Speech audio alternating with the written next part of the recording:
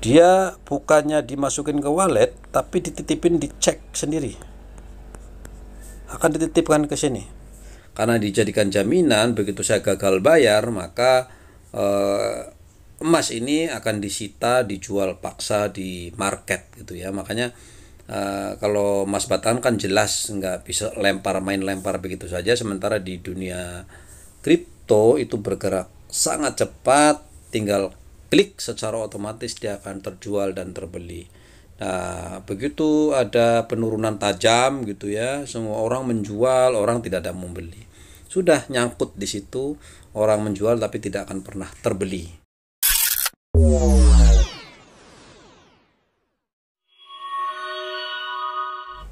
Halo, ketemu lagi dengan Viewer Trader Planner. Kali ini kita akan membahas tentang crypto exchange. Ini adalah sebuah tempat untuk menjual dan membeli aset-aset kripto, atau boleh kita bilang toko kripto lah gitu ya. Nah, di Indonesia itu ada namanya toko kripto, ada Indodex, di luar ada Binance, ada Maxi, ada Get.io dan lain-lain. Itu adalah sebuah aplikasi, itu tempat untuk menjual dan membeli aset-aset kripto, itu dinamakan crypto exchange gitu ya. Nah, sekarang kita akan membahas bagaimana sih cara kerjanya, bagaimana dia mendapatkan uang, dan kita analogikan nanti ya supaya lebih mudah menjelaskan kripto itu seperti apa, pola bisnisnya seperti itu. Nah, sebelum kita akan mencoba membahas tentang exchange, jadi kita lihat flashback kembali beberapa hari lalu, atau kalian yang sudah berkecimpung di dunia kripto pasti tahu ya bahwa FTX itu adalah sebuah perusahaan terbesar ketiga di dunia. Itu adalah sebuah tempat pertukaran atau toko kripto atau crypto exchange. Dia itu menyatakan diri bangkrut karena kurang likuiditas, dan juga karena ada tuduhan penipuan seperti itu. Akhirnya dia bangkrut, padahal seharusnya konsep dari sebuah toko kripto itu sebuah exchange itu harusnya tidak bisa pernah bangkrut, guys. Sama juga dengan money changer. Dia itu beli dolar, misalkan beli 10.000, kemudian dia nanti lebih naik, dia akan jual lebih mahal lagi. Secara konsep pada prinsipnya dia tidak akan pernah rugi secara konsep ya, walaupun tetap aja ada kerugian gitu ya, seandainya nilai dari aset yang dia sediakan itu turun kan, seperti itu. Nah, sekarang saya coba analogikan, saya akan coba terangkan sih bagaimana apa perbedaan dan persamaan antara toko kripto dengan toko-toko fisik kita. Sebenarnya kalau kita mau analogikan ada seperti toko emas. Kalian tentu tahu toko emas lah ya, udah biasa lah dia, kita beli emas. Dia bisa menjual dan membeli emas, baik emas yang dia produksi sendiri, bikin gelang, bikin anting, bikin apa dan lain-lain, diproduksi kemudian dijual ke orang, kemudian dia someday kalau misalkan ini dia bersiap untuk membeli kembali produknya dia. Kemiripan atau kesamaan dari toko emas ini dengan toko kripto, karena memang kripto itu dijadikan sebagai, atau kita anggap sebagai emas digital, dimana emas itu kan untuk mendapatkan tidak mudah ya, karena barangnya langka, harus ditambang dulu, harus disetting, dimurnikan dulu, kemudian tidak bisa digandakan, dan itu harganya naik dan turun, tetapi lebih stabil gitu ya, karena memang produknya nggak banyak. Nah, kemudian ada teknologi blockchain namanya, itu bagaimana caranya mirip emas tapi di dunia digital. Jadi emas itu salah satunya Bitcoin, FTH dan lain-lain, FTT, Ethereum, Doge dan lain-lain, itu dibuat sebuah emas digital yang mana harus ditambang dulu untuk mendapatkannya, kemudian dia tidak bisa digandakan, kemudian dia aman, tidak bisa dihack dan lain-lain lah kelebihannya. Pokoknya sedekat mungkin dengan emas. Crypto exchange ini sama dengan toko emas. Nah, tapi bagaimana sih cara kerjanya? Kenapa juga toko exchange ini kok bangkrut gitu ya. Contohnya ya tadi FTX itu kan bangkrut, segitu gedenya, segitu besarnya kok bisa bangkrut. Mungkin nanti di belakang, tapi sebenarnya nanti kita akan konsep dari perdagangannya dulu. Oke, misalkan saya mau membuat sebuah crypto exchange berupa crypto exchange ya. Cek, pertama saya harus modal kriptonya. Nah, kripto itu kan banyak sekali masalahnya. Kalau emas kan satu aja. Itu satu aja. Ada Bitcoin, ada ETH, ada Doge, ada Solana dan lainnya, ada banyak sekali. Jadi dia bisa bebas menjual apapun. Oke, kita langsung ke FTX ya. Dia punya misalkan 1 juta koin FTT. Akhirnya kita sedikit menyerempet ke FTX ya. Contoh saja lah ini ya. Itu kan nama koinnya, nama kriptonya adalah FTT. 1 juta FTT dijual per 1 koin, jadi pecah menjadi 1 juta koin. Kemudian misalkan saya punya duitnya 1 miliar rupiah. Nah, sebetulnya tidak boleh pakai rupiah, tidak boleh pakai dolar sebetulnya. Tapi dia menggunakan stable coin, misalkan USDT, BUSD, Tether dan lain-lain. Contoh kita pakai USDT lah biar mudah. USDT yang setara dengan 1 koin USDT sama dengan 1 dolar atau 15.000 sekarang. Oke. Saya ambil contoh satu saja ya, ambil satu contoh. Misalnya FTT itu adalah produk dari cek FTX ini. FTX, nama FTX yang kemarin bangkrut. Kita sekalian cerita deh biar nggak terlalu ini. Jadi FTX dia menjual koinnya, misalkan nih jual koin FTT-nya per 1 FTT. Terakhir kalau nggak salah 26 dolar ya, terakhir kalau nggak salah. Silakan kalian cek aja kemarin sebelum dia bangkrut. Kemudian dia akan membeli FTX, biasanya akan dianggap saja 25,5. Betul. Sebenarnya kecil saja sih. Nah, dari selisih inilah si cek ini bisa mendapatkan keuntungan sebetulnya. Dari selisihnya ya. Dia akan membeli di harga ini, kemudian akan menjual di harga ini. Secara tidak langsung itu sudah dapat keuntungan yang pertama. Si cek ini ya, si crypto exchange ini. Yang kedua, dia akan mendapatkan uang dari fee transaksi. Karena setiap transaksi kita akan dapat fee juga. Ini spread, selisih. Gitu ya, jadi selisih dapat duit, mau naik, mau turun, mau apa, mau seperti apa, pokoknya begitu kita beli, kita akan beli lebih, barang kita akan, kalau kita akan beli lebih mahal dari jualnya gitu ya, kalau namanya beli. Nah, oke. Itu untuk exchange dapat dari selisih pembelian dan juga penjualan, kemudian dari fee. Nah, di sini misalkan ada satu orang ingin menjual kripto di sini, misalkan ya 1 FTT, dia akan dibeli 25,5 dolar, maka dia akan membawa pulang uang 25,5 USDT. Kemudian ditarik menjadi dolar, kemudian dia tarik ke bank, kemudian dia akan nikmati uangnya. Seperti itu tuh ya.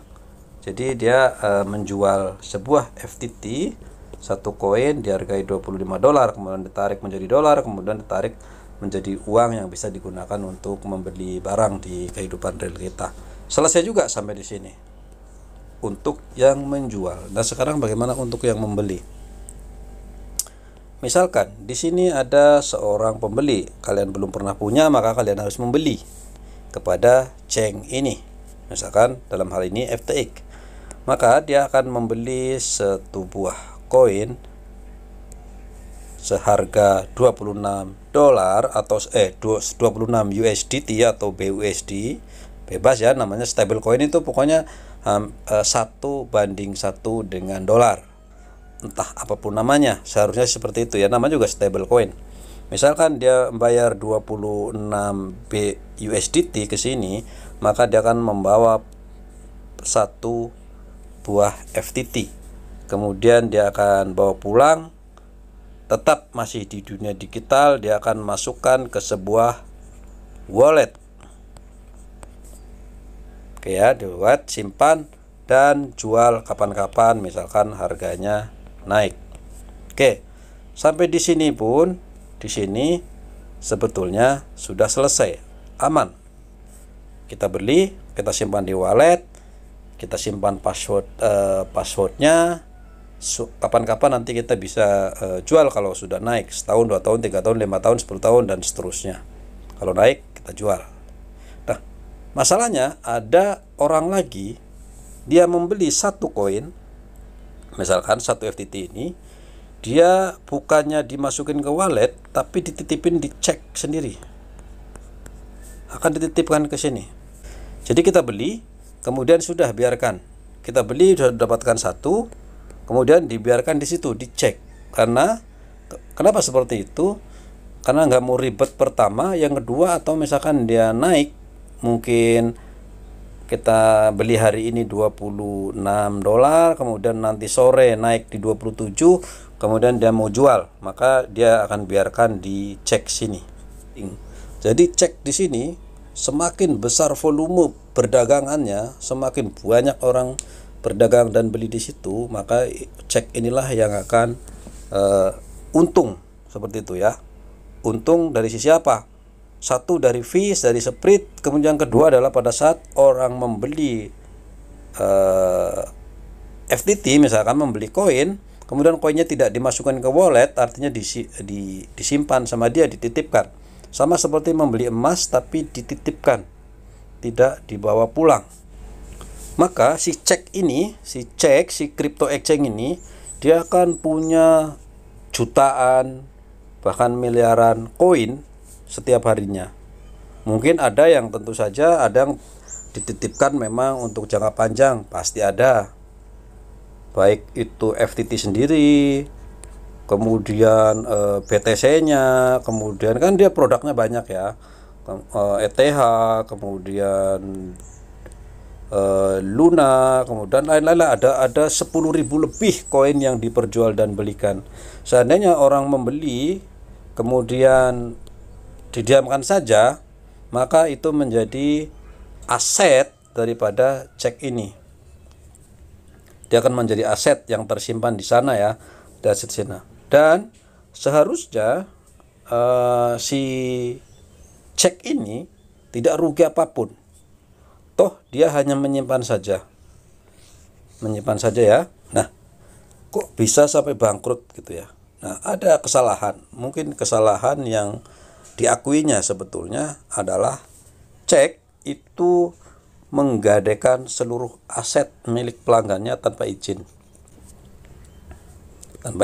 Jadi si cek ini meminjam dana, kemudian asetnya dijaminkan.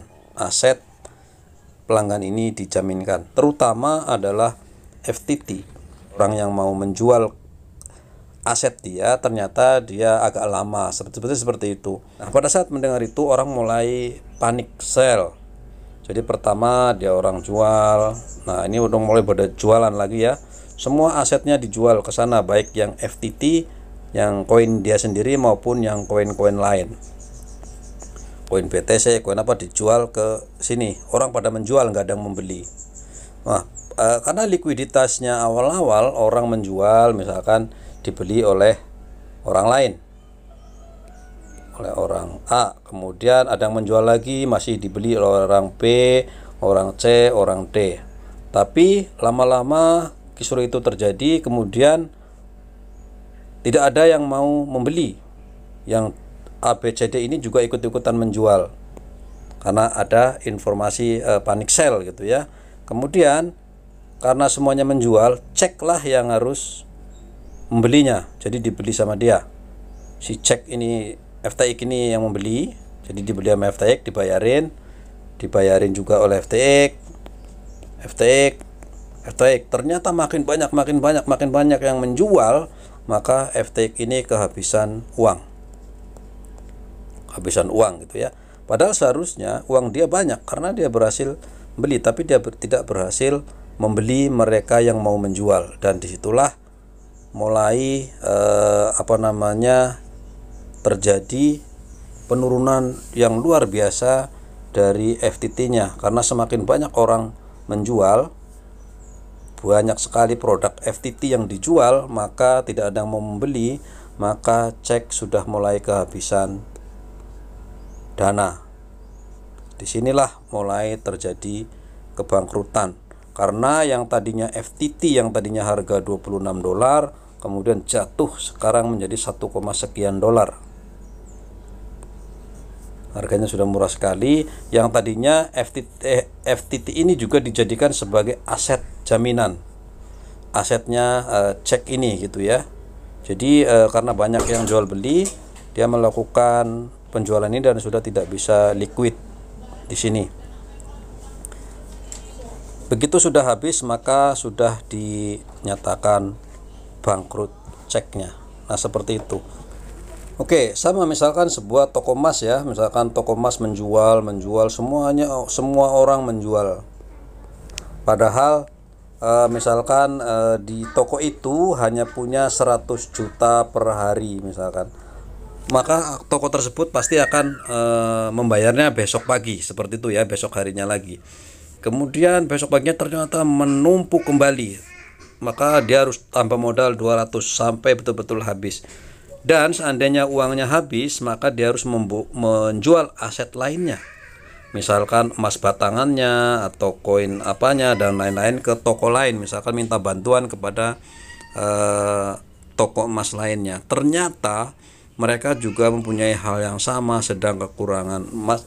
Karena begitu melimpahnya orang menjual emas, maka harga emas akan turun.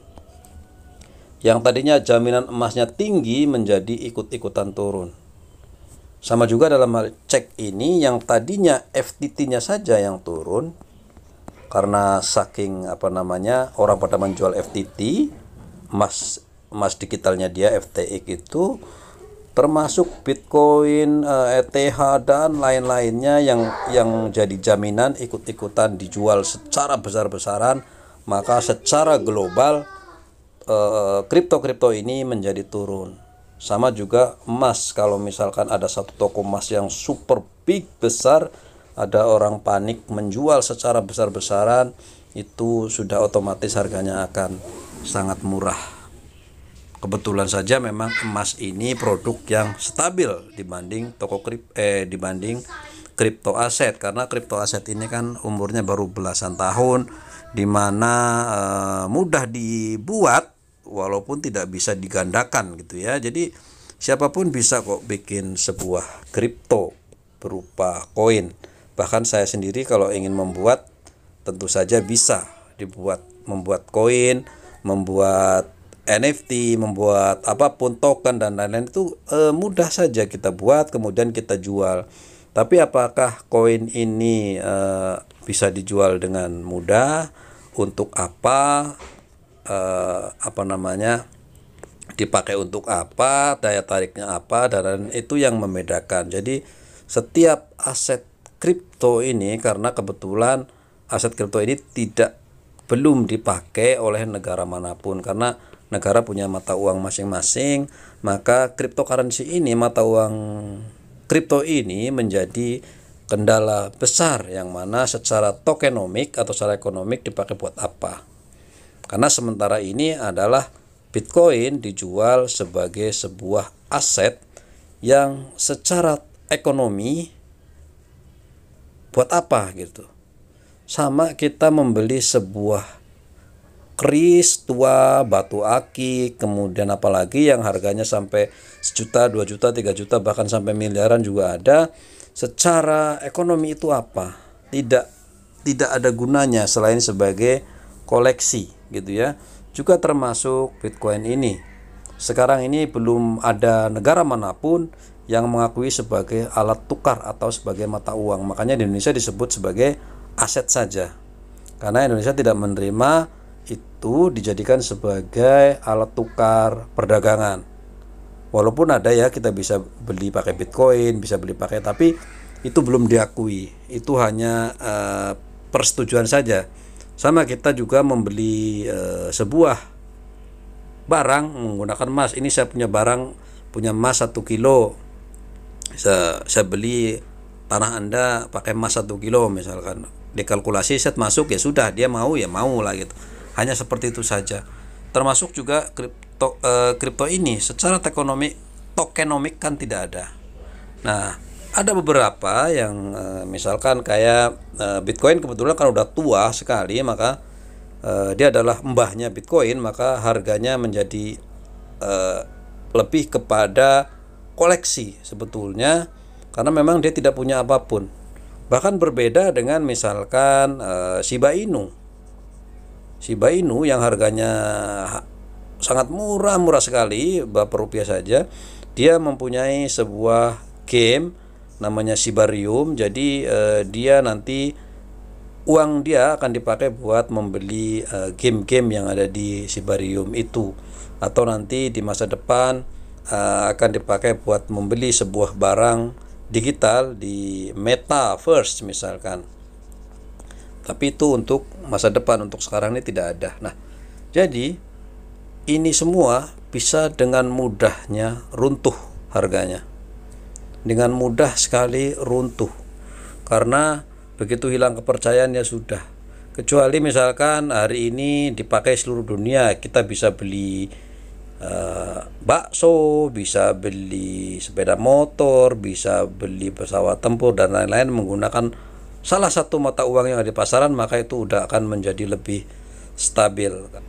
Sementara uang kripto belum bisa, maka itu akan volatile dengan sangat cepat. Bisa naik dengan cepat, bisa turun runtuh dengan begitu cepatnya. Itulah yang terjadi pada mata uang kripto hari ini. Jadi begitu ya. Sebetulnya crypto exchange, sebenarnya crypto exchange yang sederhana seperti tadi toko emas, dia akan membeli koin kita di bawah harga pasar, kemudian dia akan menjualnya ke orang lain lagi dengan harga pasar. Itu seperti itu. Jadi kenapa bisa bangkrut? Ya harusnya tidak bisa bangkrut lah, selama orang masih berdagang di toko dia gitu ya, ada yang membeli, ada yang menjual, membeli, kan memang seperti itu.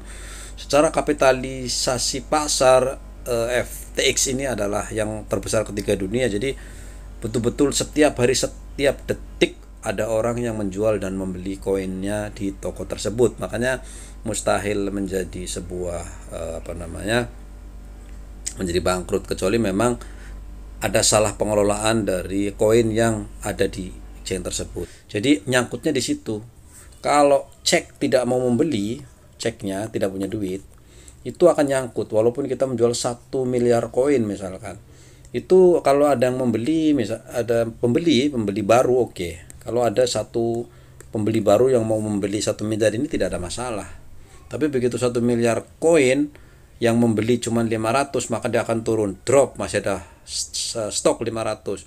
Kemudian ada pembeli lagi cuma 100, drop ke bawah lagi, terus seperti itu. Hanya satu-satunya cara supaya tidak drop adalah dibeli oleh exchange. Kalau exchange beli 1 miliar, ada orang jual, pembeli hariannya misalkan cuma 100 juta, maka 900-nya harus dibeli oleh makanya itu harganya tidak akan turun. Begitu. Itu ya konsep dari crypto exchange. Jadi seperti itu caranya, seperti itu penyebabnya. Sebetulnya penyebab pastinya tidak tahu kenapa dan bagaimana. Yang pasti CEO dari FTX ini dituduh sebagai penipuan juga karena menggunakan aset orang lain secara ilegal. Gitu ya. Oke geng, terima kasih. Itu saja, mudah-mudahan bermanfaat dan bye-bye.